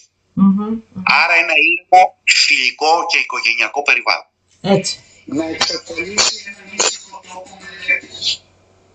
Δεν είναι παραδεκτικό όταν υπάρχει ένα μη ήρεμο περιβάλλον στο σπίτι. Ωστόσο, έχω παρατηρήσει τελευταία και στην επαρχία ότι δημιουργούνται κάποια στέκια, δεν μπορώ να τα πω καφετέριες, τα οποία είναι στέκια όπου μπορείς να μελετήσεις. Έχουν κάποια τραπεζάκια, έχουν ενδεχομένως μια πάρα πολύ απαλή μουσική και καθόλου, όπου εκεί πηγαίνουν φοιτητές, πηγαίνουν μαθητές στον ελεύθερο χρόνο τους και μελετούν, επειδή στο σπίτι τους προφανώς δεν υπάρχουν οι απαραίτητες προϋποθέσεις μελέτης. Αυτό είναι πάρα πολύ βασικό. Η ησυχία στο χώρο στον οποίο μελετάμε βοηθάει την καλύτερη αφομοίωση των γνώσεων από το σχολείο. Πάρα πολύ ωραία. Τέλος, οργάνωση κάθε μαθητή, αυτό σημαίνει καλός μαθητής, οργάνωση στη γραφική του ύλη, στην αρχιοθέτηση, στο να υπάρχει μια βιβλιοθήκη, στο να μπορεί να μην ψάχνει τελευταία στιγμή τις σημειώσεις και που την έβαλα και χάνει πολυτιμότατο χρόνο όταν χρειάζεται να έχει ένα φυλάδιο που πρέπει να διαβάσει ένα βιβλίο, κάποιες ασκήσεις. Όλα αυτά τα πράγματα είναι μικρά, θεωρούνται αυτονόητα, αλλά εγώ θα τα πω ξεχασμένα αυτονόητα. Έχουν ξεχαστεί και όμως πρέπει να τα ξαναπιάσουν. Έχεις απόλυτο δίκιο. Είναι τα ξεχασμένα αυτονόητα. Μου άρεσε πολύ ο τίτλος που έδωσες και καλώς κάνεις και τα τονίζεις, γιατί παρότι είναι αυτονόητα βλέπουμε ότι στις μέρες μας είναι ζητούμενα και σε μεγάλη πλειοψηφία μαθητών. Τώρα θα ήθελα να σε πάω, αν θέλεις και εσύ, λίγο στην πράξη. Θα ήθελες λίγο να μας βοηθήσεις και στην πράξη με κάποιες πρακτικές οδηγίες πάνω σε κείμενα, ό,τι θέλεις εσύ. Είναι δικός σου ο χρόνος, έχουμε κλείσει 58 λεπτά, απλώς ενημερώνω και πες μου εσύ ό,τι θέλεις να προβάλλω και τι θέλεις να δείξουμε. Αυτή τη στιγμή αυτό το οποίο θέλω να αναφερθώ, αν μπορείς να το δείξεις αγαπητή Γλυκερία, μπορώ. Είναι το εξής. Χωρίς να θέλω να κουράσω, θέλω να αναφερθώ στο πώς ένας συνάδελφος φιλόλογος θα μπορούσε να αξιοποιήσει την υμνογραφία της Εκκλησίας για διδακτικούς λόγους. Φαντάζομαι έχει ανοιχτεί το αρχείο. Έχω ανοίξει το πρώτο αρχείο, ναι. Στο πρώτο αρχείο βλέπουμε ένα μήνυμα της Εκκλησίας, ο οποίος προέρχεται από τους έννους του τρίτου ήχου, τότε σε ψάλισαν σήμερα. Λοιπόν, όπου λοιπόν σε αυτό τον ύμνο της Εκκλησίας μπορεί ένας φιλόλογος να τον επεξεργαστεί καθαρά φιλολογικά, και σε αυτό το σημείο ανοίγω μια παρένθεση, επειδή η υμνογραφία είναι ένα καλλιτεχνικό δημιούργημα, είναι ποίηση υψηλού επίπεδου, δεν είναι πάντοτε απαραίτητο και ο διδάσκων αλλά και ο διδασκόμενος μαθητής να ενστερνίζονται τα θεολογικά διδάγματα της υμνογραφίας. Θα μπορούσε να προσεγγιστεί ως ένα κείμενο ποιητικό, όπως παραδείγματος χάρη προσεγγίζουμε ένα ποιητικό κείμενο στο γάμα θέμα της νεοελληνικής γλώσσας στην τρίτη λυκείου. Συνεπώς δεν αναφέρουμε αυτή τη στιγμή στον ύμνο της Εκκλησίας με τη θεολογική του μορφή και με τα θεολογικά του μηνύματα. Είμαι σαφής. Το βάζω λοιπόν ως ένα στοιχείο φιλολογικής. Βλέπουμε λοιπόν εδώ πέρα αυτόν τον ύμνο της Εκκλησίας, ο οποίος ύμνος της Εκκλησίας θα μπορούσε να διδαχτεί σε μαθητές το σχήμα λόγου, το οποίο ονομάζεται πάρισο. Εξηγώ παρακάτω τι είναι. Το πάρισο είναι ένα σχήμα λόγου, το οποίο στην πραγματικότητα είναι προτάσεις ή τμήματα περίοδου, το οποίο έχουν τον ίδιο αριθμό συλλαβών. Αν προσέξει κανείς και μετρήσει τις συλλαβές από το Εβραίοι μέχρι τη ζωή και από το ληστής μέχρι το τριφύν και τις μετρήσουμε τις συλλαβές, και στην πρώτη πρόταση και στη δεύτερη πρόταση είναι 14 συλλαβές. Έτσι ακριβώς, ναι. Αυτό το φαινόμενο ονομάζεται πάρισο, ίσως αριθμός συλλαβών στη μία πρόταση, ίσως και στην άλλη. Ωραία. Ταυτόχρονα όμως έχουμε και ομοιοτέλευτο. Ομοιοτέλευτο στην πραγματικότητα είναι σε πεζό λόγο η ομοιοκαταληξία. Βλέπουμε λοιπόν ότι η λέξη την ζωήν ομοιοκαταληκτεί με τη λέξη την τρυφήν. Η τρυφή που σημαίνει η πολυτέλεια. Αυτό είναι το μεταφραστικό κομμάτι βέβαια. Λοιπόν, σε αυτό το σημείο ένας καθηγητής θα μπορούσε λοιπόν μέσω της υμνογραφίας να δει, και με πολύ απλές λέξεις, αν εξαιρέσουμε τη λέξη ανέωξαν που μπορεί να την εξηγήσει και να την πει άνοιξαν, τις περισσότερες λέξεις, σχεδόν το 90% ένας μαθητής μπορεί να τις καταλάβει και μόνος του. Δεν είναι πολύ δύσκολες οι λέξεις. Η υμνογραφία είναι από μια φάση της ελληνικής γλώσσας που δεν έχει σχέση με την αττική διάλεκτο 100%. Είναι σε εξελικτική διαδικασία η γλώσσα μας. Γι' αυτό και ενδείκνυται. Γιάννη. Πιο κοντά εντός εισαγωγικών με τη νέα γλώσσα. Οπότε λοιπόν σε αυτή την περίπτωση θα μπορούσε να είναι μια εξαιρετική διδακτική πρόταση. Γι' αυτό και ενδείκνυται, έτσι. Ενδείκνυται πολύ η βίζαντινη υμνογραφία. Γι' αυτό είναι ακριβώς το λόγο που είπες. Ακριβώς. Έχουμε μια σειρά από αντιθέσεις. Θα μπορούσαμε να δείξουμε και τις αντιθέσεις οι οποίες υπάρχουν. Υπάρχουν γραμματικοσυντακτικά φαινόμενα τα οποία αναλύονται. Γραμματικοσυντακτικά φαινόμενα θα μπορούσαμε να πούμε το συνέκλεισαν το ρήμα. Θα μπορούσαμε να πούμε τους εμπρόθετους προσδιορισμούς να διδάξουμε στα παιδιά μας εν το τάφο και εν τη γλώσση. Στην πραγματικότητα που είναι εμπρόθετος προσδιορισμός, το πρώτο είναι του τόπου, το δεύτερο είναι μια διαφορετική μορφή εμπρόθετου προσδιορισμού του τρόπου. Το εν συντάχθηκε και με τρόπο, εκδοτική για να εκφράσει τον τρόπο. Θα μπορούσαμε να πούμε το αντικείμενο του συνεκρέματος στον παρακάτω στίχο που είναι, επειδή έχουμε το συν μπροστά, συντάστημα αντικείμενο σε δοτική. Ωραία. Έτσι. Και πάρα πολλά άλλα τώρα τα οποία δεν θέλω να καταχρώ με τον χρόνο. Γιατί η υμνογραφία? Απαντώ. Σε πάρα πολλούς μαθητές ή μάλλον αρκετούς ή στους γονείς τους ακόμη είναι προσιτή η υμνογραφία. Αρκετοί μαθητές μπορεί να εκκλησιάζονται, μπορεί να θρησκεύουν, μπορεί έστω μέσω του σχολείου κάτι να ακούσουν. Ένα Kyrieleison μπορεί να το έχουν ακούσει χωρίς απαραίτητα να είναι χριστιανοί. Ένα δόξα σοι ο Θεός μπορεί να το έχουν ακούσει χωρίς απαραίτητα να είναι χριστιανοί. Ο Θεός βοηθός μπορεί να το ακούσουν χωρίς να είναι χριστιανοί. Θέλω να πω δηλαδή ότι η υμνογραφία βρίσκεται ακόμα και στην καθημερινή μας ομιλία με έμεσο ή άμεσο τρόπο. Και εδώ θα ανοίξω μία παρένθεση. Θεωρώ απαράδεκτο ένας μαθητής ο οποίος τελειώνει το Λύκειο για να μην πω το γυμνάσιο, ας πω το λύκειο, να μην γνωρίζει τη μετάφραση της προσευχής του Πάτερ ημών. Πες τα. Πάτερ ημών. Τι είναι αυτό το πράγμα? Δηλαδή, τι λέει αυτή η προσευχή, να τη λέμε δηλαδή το Πάτερ ημών, πώς θα ξέρουμε τι λένε? Γιάννη, να σου πω κάτι πάνω σε αυτό που είπες. Εγώ θεωρώ τον εαυτό μου ευλογημένη, γιατί όταν πήγαινα στο γυμνάσιο είχαμε έναν γυμνασιάρχη που πίστευε πάρα πολύ και που κάθε πρωί λέγαμε το Βασιλεύ Ουράνιε και το ευλογητό σου και το τροπάριο, δηλαδή το αντίστοιχο του Αγίου Πνεύματος, το απολυτίκιο. Από τότε δεν μπορείς να φανταστείς πόσο μου εντυπώθηκε και στο μυαλό και στην καρδιά. Τα θυμάμαι λες και είναι σήμερα. Λες και τα ζω σήμερα, τόσα χρόνια πριν. Πόσο σημαντικό. Η υμνογραφία είναι αναξιοποιητός θησαυρός του κοινωνικού. Είναι. Εύχομαι στο μέλλον κάποιοι από εμάς, τους φιλολόγους, να ασχοληθούν επιστημονικά, φιλολογικά με την υμνογραφία. Το τονίζω. Ναι. Το θεολογικό κομμάτι είναι προσωπικό του καθενός. Ενώ φιλολογικά με την υμνογραφία να υπάρξει στο μέλλον, δεν ξέρω αν είναι εφικτό, ακόμη και θεματογραφία με υμνογραφία της Εκκλησίας. Θα ήταν εξαιρετικό και δεν υπάρχει αν δεν απατώμε. Και αυτό θα μπορούσε να αποτελέσει το έναυσμα σε ένα μαθητή με προσιτά κείμενα. Το Πάτερ ημών, ένας μαθητής μας μπορεί να το πει μια φορά στη ζωή του, χωρίς να είναι απαραίτητο να πηγαίνει κάθε Κυριακή στην Εκκλησία. Με το Πάτερ ημών, αν ξεκινήσουμε με το Πάτερ, το εξηγήσουμε ο πατήρ του πατρός, το αναγάγουμε με έναν όμορφο τρόπο σαν αυτούς που είπαμε, και αυτό το παιδάκι το δει ότι δεν είναι τόσο απολυθωμένο, δηλαδή απολυθωμένη αυτή η λέξη. Είναι γνωστή μας. Μπορούμε να το συνδυάσουμε και με ετυμολογία, με την πατρίδα, με το πατρικός. Ένα παράδειγμα λέω για το Πάτερ ημών που έπιασε αυτόν τον ύμνο. Και τόσα πολλά πράγματα.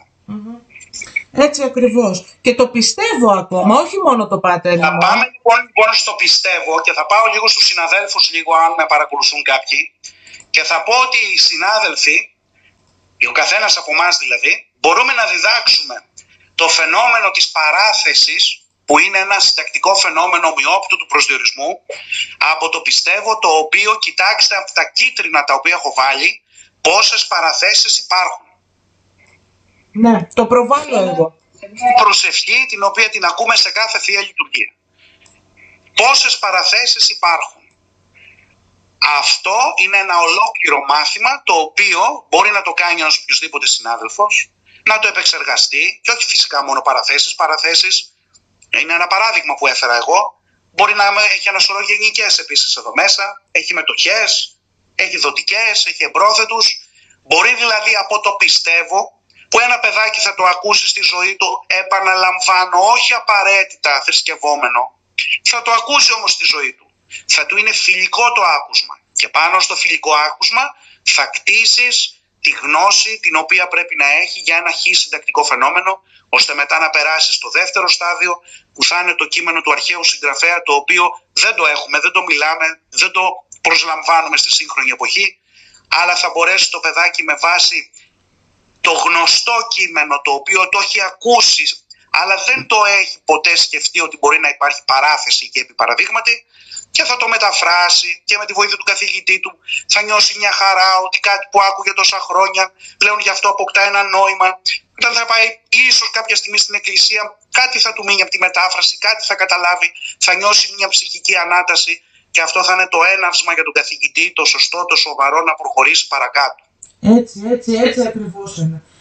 Έχουμε και κάποια σχόλια. Εδώ λέει βγάζουν σταυρούς θρησκευτικά προσευχή από το σχολείο. Ποιος θα τα κάνει αυτά, δυστυχώς. Συμφωνούμε απόλυτα με όσα λέτε, αλλά δυστυχώς αυτά κάνουν τζιζ. Αν βγει η μάγισσα Φρικαντέλα στα αρχαία ελληνικά, θα το διδάξουν με χαρά. Τέλος πάντων, είναι. Κοιτάξτε να δείτε, σε αυτό το σχόλιο έχω να απαντήσω ως εξής. Αν το σχόλιο προέρχεται από συνάδελφο ή συναδέλφισσα του σχολείου, η οποία έχει αναλάβει το άγνωστο κείμενο στη Δευτέρα ή στην Τρίτη Λυκείου, γνωρίζω εκ πείρας ότι η επιλογή των κειμένων είναι στη διακριτική της ευχέρεια ή στη διακριτική του ευχέρεια αν είναι άντρας. Συνεπώς, ανάλογα και με το τμήμα, το καταλαβαίνω αυτό που λέει, ο κύριος ή η κυρία, ανάλογα και με το τμήμα μπορεί να το αξιοποιήσει. Από την άλλη πλευρά, αν είναι συνάδελφος φροντιστής, πάλι ανάλογα με το τμήμα, αλλά όμως του δίνεται η δυνατότητα χάρη του αποτελέσματος να κάνει περισσότερα πράγματα, μπορεί να το αξιοποιήσει στη διδακτική πράξη. Και όπως τόνισα στην αρχή της συζήτησής μου, δεν θα τονίσουμε το θεολογικό περιεχόμενο της προσευχής πιστεύω εις ένα Θεόν. Δεν θα πιάσω να κάνω προσιλητισμό. Γιατί αντιλαμβάνομαι ότι είναι και παιδιά τα οποία είναι διαφορετικού θρησκεύματος, όπως προανέφερα, μπορεί να μην θρησκεύουν, μπορεί να μην θέλουν. Όλα σεβαστά. Θα το επεξεργαστώ από φιλολογικής πλευράς. Το τονίσαμε αυτό, Γιάννη, το ξεκαθαρίσαμε και το τονίσαμε φιλολογικά. Απαντώ στο σχόλιο που λέει κατεβάζουν σταυρούς και τέτοια και απαντώ ότι αν ασχολείται με το άγνωστο κείμενο στη Δευτέρα και στην Τρίτη Λυκείου, ανάλογα με το τμήμα της έχει τη διακριτική ευχέρεια να το επιλέξει. Αν είναι φροντιστής, η διακριτική ευχέρεια ίσως να είναι και μεγαλύτερη. Ωραία, ωραία. Τώρα που είπες και για το αδίδακτο, θέλω και εκεί λίγο να μας πας και να μας βοηθήσεις. Στο αδίδακτο κείμενο, το προβάλλω εγώ τώρα. Το προβάλλω. Ναι. Το αδίδακτο κείμενο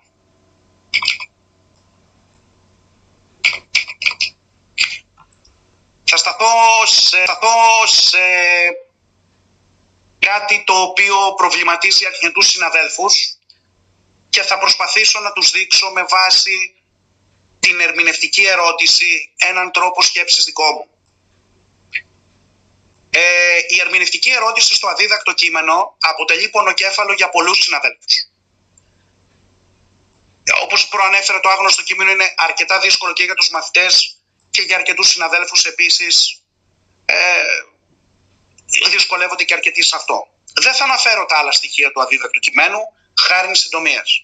Θα σταθώ σε αυτό το οποίο σκέφτηκα σήμερα να μπορέσω να δείξω, κατά τη δική μου γνώμη, την επεξεργασία της ερμηνευτικής ερώτησης, η οποία συνήθως στις πανελλήνιες εξετάσεις δίνεται ως Γ2 ερώτημα.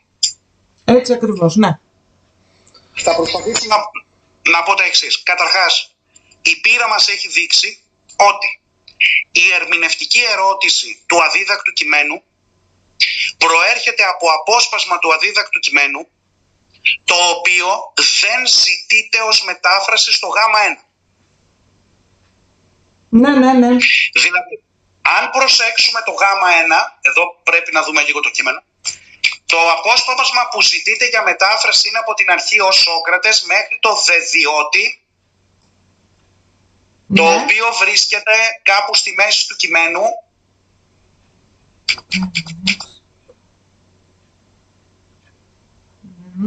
10η σειρά νομίζω.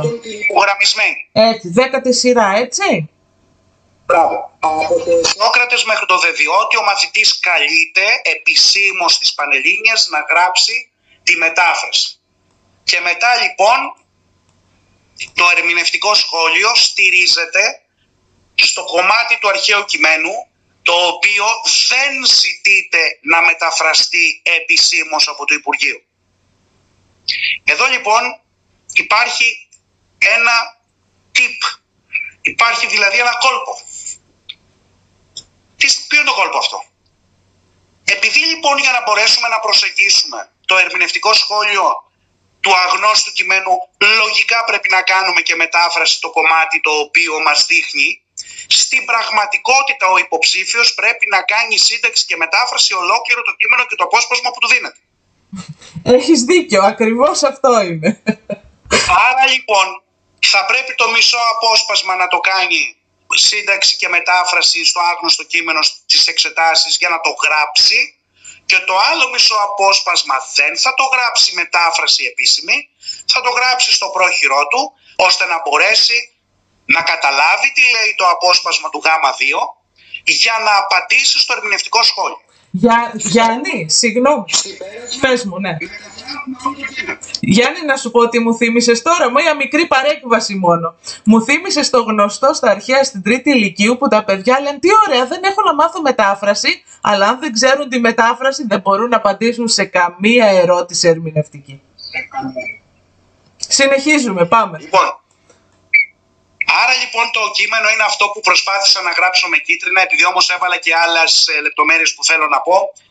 Είναι από το δοκό, το κομμάτι που πρέπει ένας μαθητής, επαναλαμβάνω, να το μεταφράσει πρώτα στο πρόχειρο, ανεπίσημα, να βγάλει το νόημα αυτού του τμήματος του κειμένου και στη συνέχεια να απαντήσει στο ερμηνευτικό σχόλιο. Είναι από το δοκό λοιπόν μέχρι το τέλος του κειμένου το ποίηση.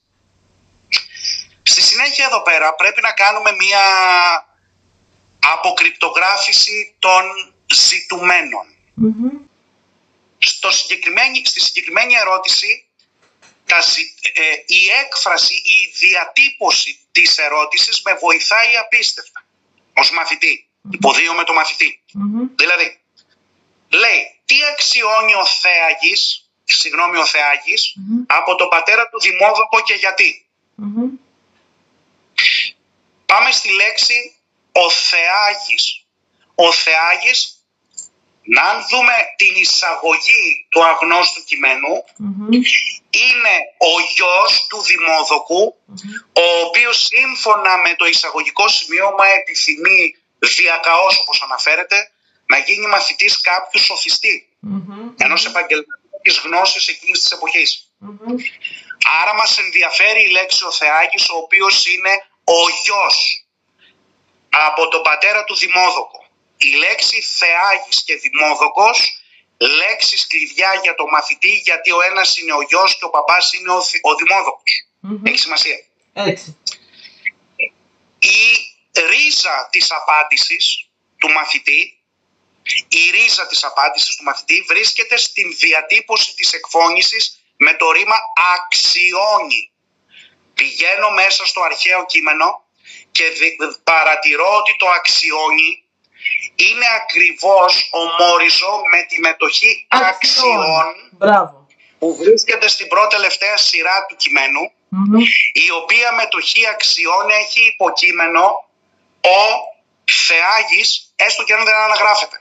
Έτσι ακριβώς, μέσα στη μετοχή. Μπράβο. Προσέξτε τώρα τη λέξη κλειδί. Η λέξη κλειδί είναι το τι. Τι αξιώνω. Αξιώνω στην ελληνική γλώσσα σημαίνει τι απαιτώ. Η λέξη τι της απάντησης του ερμηνευτικού, η λέξη τι παραπέμπει στο αντικείμενο. Είναι τα δύο απαρέμφατα, επιμεληθήνε και τελέσε, τα οποία είναι αντικείμενα στη μετοχή αξιών. Έτσι ακριβώς. Το τι παραπέμπει στο αντικείμενο. Μπράβο. Άρα, τι διαπιστώνουμε από την ερμηνευτική ερώτηση. Ότι η διατύπωση της ερώτησης στην νεοελληνική γλώσσα είναι επί της ουσίας συντακτική. Διατύπωση συντακτικού ρόλου λέξεων στο κείμενο που δεν έχω επισήμως να μεταφράσω. Όπως είναι το κομμάτι αυτό που έχω υπογραμμισμένο. Έτσι ακριβώς. Άρα πρέπει να ξέρουν πέρα από μετάφραση όλο το κείμενο και σύνταξη όλο το κείμενο. Πρέπει να ξέρουν και σύνταξη όλο το κείμενο για να διαπιστώσουν δύο πράγματα ότι αξιώνει. Εντάξει. Ότι να φροντίσει ο πατέρας του τον γιο και ότι να του δώσει κάποια χρήματα σε κάποιον από τους σοφιστές. Βεβαίως δεν τα γράφουμε τόσο απλοποιημένα, θέλει παραπομπές. Είναι μια μεγάλη διαδικασία η απάντηση, αλλά αυτή τη στιγμή στέκομαι στη λογική σύνδεση της εκφώνησης με τα στοιχεία του αρχαίου κειμένου που πρέπει να έχει υπόψη ο μαθητής για να απαντήσει σωστά. Πολύ σημαντική η διευκρίνηση. Πολύ σημαντική. Πάμε. Το γιατί. Πάμε. Το γιατί έχει δύο άξονες. Καταρχάς το γιατί, πρέπει να πούμε 5 κουβέντες αυτονόητες, αλλά 5 κουβέντες να τις πούμε, έχει δύο σκέλη. Το εξωτερικό αίτιο, το οποίο στην πραγματικότητα είναι η αιτία η οποία προϋπάρχει μιας ενέργειας. Παραδείγματος χάρη, επειδή είμαι καλός μαθητής, πήρα άριστους βαθμούς. Το επειδή είμαι καλός μαθητής εκφράζει εντός εισαγωγικών το προτερόχρονο το πήρα άριστους βαθμούς και στον χώρο του συντακτικού λέγεται εξωτερικό αίτιο. Και το τελικό αίτιο, το οποίο είναι στην πραγματικότητα ο σκοπός, οι τελικές προτάσεις, οι τελικές μετοχές, και κάνουμε εδώ μία παρατήρηση ότι η τελευταία αναφορική πρόταση ως της αυτών σοφών ποίηση είναι μία δευτερεύουσα φαινομενικά αναφορική πρόταση εντός εισαγωγικών αθώα, αλλά στην πραγματικότητα, επειδή εκφέρεται με οριστική μέλλοντα, είναι μια δευτερεύουσα αναφορική επιρρηματική τελική πρόταση. Και πρέπει να μεταφραστεί για να τον κάνει αυτός, εννοείται ο σοφιστής, τον θεάγη σοφών. Άρα η απάντηση του μαθητή για τις αιτίες πρέπει να είναι δυτή. Δηλαδή, πρέπει πρώτα να πει το πρώτο πράσινο, ότι κάποιοι συνομήλικοι και συνδημότες έφτασαν στην Αθήνα, επηρέασαν τον θεάγη λέγοντας κάποια λόγια από σοφιστές που είχαν οι ίδιοι απομνημονεύσει, και ότι ο ίδιος παρουσίασε ζήλο για αυτά τα λόγια των σοφιστών, ώστε και ο ίδιος να τα μάθει. Αυτή είναι η αιτία πριν την απέτηση από τον πατέρα του. Και μετά την απέτηση από τον πατέρα του, η αιτία που θέλει να κάνει αυτά τα πράγματα και να μπορέσει να ακολουθήσει κάποιον σοφιστή, είναι γιατί ο ίδιος ο θεάγης, ο στόχος του, ο σκοπός του είναι να γίνει σοφός μέσω της διδασκαλίας του από τον σοφιστή. Απίθανη η παρουσίασή σου. Απίθανη. Συμπέρασμα. Το ίδιο το κείμενο, το απόσπασμα που μας δίνεται υπό τη μορφή, το τονίζω, υπό τη μορφή ερώτησης εκφώνησης, η εκφώνηση επί της ουσίας ακουμπάει, όπως το παρατηρούμε εδώ, πάνω ακριβώς σε στοιχεία του κειμένου. Με άλλα λόγια, η ερώτηση είναι καθαρά κειμενοκεντρική, παύλα μεταφραστική κατανόησης. Ακριβώς, αποκρυπτογράφηση του νοήματος. Παίρνεις το νόημα της σύνταξης, κοιτάς τη λέξη του αντιστοιχούν, παραδείγματος χάρη τη λέξη τι, όπως είδαμε, την έχω υπογραμμισμένη με αυτό το χρώμα το κάπως ανοιχτό, αντιστοιχεί στο επιμεληθήνε και στο τελέσε, ξέρω τη μετάφραση, το αποδίδω με δικά μου λόγια, δεν κάνω μετάφραση στο ερμηνευτικό. Η πράσινη υπογράμμιση αντιστοιχεί στο γιατί, το εξωτερικό αίτιο είναι τι προϋπήρχε για να μπορέσει ο θεάγης να ζητήσει από τον πατέρα του να πληρώσει σοφιστή. Και τέλος, το τελικό αίτιο, ο σκοπός του είναι για να γίνει ο ίδιος σοφός. Όλα αυτά τα πράγματα, αν μπορέσει να τα συνθέσει με τον σωστό τρόπο ο μαθητής, μπορεί να εξασφαλίσει τις 10 μονάδες με μια σχετική ευκολία. Συμφωνούμε. Αυτό είναι μια προσωπική μου, εντελώς προσωπική μου έτσι, προσέγγιση της ερμηνευτικής αυτής ερώτησης του Υπουργείου, η οποία με το που την είδε και πέρυσι τον Ιούνιο αμέσως το μάτι μου έπεσε και λέω ότι βοήθησε απίστευτα τα παιδιά το Υπουργείο στην ερώτηση αυτή, γιατί στην ουσία κάθε λέξη, όπως το τι, το αξιώνει, ο θεάγης, ο δημόδοκος, σου δίνει δηλαδή βασικά πράγματα να ξεκινήσεις την απάντησή σου και το γιατί. Δηλαδή στην πραγματικότητα οι λέξεις της εκφώνησης σε προσανατολίζουν τόσο πολύ στο κείμενο, ώστε στην ουσία σου δίνουν την απάντηση έτοιμη, εντός εισαγωγικών. Μας υποδεικνύει την απάντηση, ξεκάθαρα. Μας δείχνει ποια είναι η απάντηση. Ακριβώς. Μπράβο. Και το μόνο που απομένει από σένα είναι η δομή μιας παραγράφου, την οποία θα μπορούσες να την κάνεις σε μια παράγραφο, όπως είναι το ερμηνευτικό σχόλιο, ενδεχομένως στο γάμα της νεοελληνικής γλώσσας, ή εν πάση περιπτώσει μια παράγραφο στην παραγωγή λόγου. Από εκεί και πέρα είναι θέμα μαθητή. Από εκεί και πέρα φαίνονται και οι γνώσεις του μαθητή στην έκθεση. Πώς μπορεί να δομήσει την παράγραφο, την απάντησή του, τα πάντα όλα. Γιάννη μου, δεν έχω λόγια να σε ευχαριστήσω. Τα παιδιά, οι ακροατές μας ευχαριστούν μέσα από την καρδιά τους όλοι. Πολύτιμα όλα λένε. Σας ευχαριστούμε, μπράβο. Μόνο επενετικά σχόλια έχουμε. Πραγματικά, σε ευχαριστώ και εγώ, γιατί και εγώ μαθαίνω, να ξέρεις, μέσα από εσάς. Σας σέβομαι, μπορεί πολλές φορές να σας μιλάω στον ελληνικό τους συναδέλφους, αλλά να ξέρετε ο σεβασμός είναι δεδομένος και ο ελληνικός προσδίδει μόνο αγάπη. Τίποτα άλλο, μόνο την αγάπη και το θαυμασμό μου από τον ελληνικό που χρησιμοποιώ. Να ξέρετε, μαθαίνω πολλά από εσάς. Θέλω να ευχαριστήσω όλους όσοι παρακολούθησαν αυτή τη ζωντανή μας κατά κάποιο τρόπο παρουσίαση. Να ευχαριστήσω εσένα ιδιαιτέρως, Γλυκερία, για την μεγάλη τιμή που μου έκανες να μιλήσω και να εκθέσω δικιά μου. Εύχομαι η γλώσσα μας να βρει ανθρώπους άξιους να τη μεταλαμπαδεύσουν στις επόμενες γενιές και κάνω μια ευχή που μπορεί να φανεί ουτοπική, κάνοντας μια παρένεση στους μαθητές. Παιδιά, η ελληνική γλώσσα είναι πλούτος. Στο εξωτερικό τη θεωρούν στολίδι. Μην την παραμελείτε. Μην την πετάτε. Μην την οθεύετε με τον Γκρίκλις. Είναι πολύτιμη η παρακαταθήκη από τις παλιότερες γενιές εμάς και εμείς είμαστε φορείς και πρέπει να είμαστε φορείς της, ώστε να τη διατηρήσουμε, να την εξελίξουμε και να την αγαπήσουμε.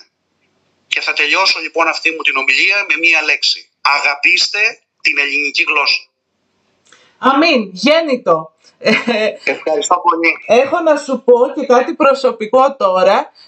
Επειδή ξέρεις πόσο σε θαυμάζω και επειδή βλέπω πόσο βοηθητικά είναι όλα αυτά που μας λες, θα σε παρακαλέσω να εμφανιστείς ξανά και άλλες φορές στα live μας, αν το επιθυμείς και αν το θέλεις. Ευχαριστώ πάρα πολύ, κυρία, να είσαι καλά. Σε ευχαριστώ πολύ. Σε παρακαλώ και σε θέρμο παρακαλώ, θα το θέλαμε και τα παιδιά και εγώ πάρα πολύ. Να είσαι καλά. Σε ευχαριστούμε από ψυχής. Καλό βράδυ. Εύχομαι να ωφελήσαμε κόσμο. Μακάρι να γίνουν πραγματικότητα όλα αυτά που είπες. Το ευχόμαστε όλοι ολόψυχα. Ο σπόρος πέφτει. Εύχομαι να βρει έφορο έδαφος. Τίποτα άλλο. Καλό βράδυ σε όλους.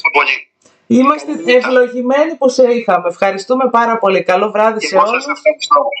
Καλή εβδομάδα από αύριο να έχουμε.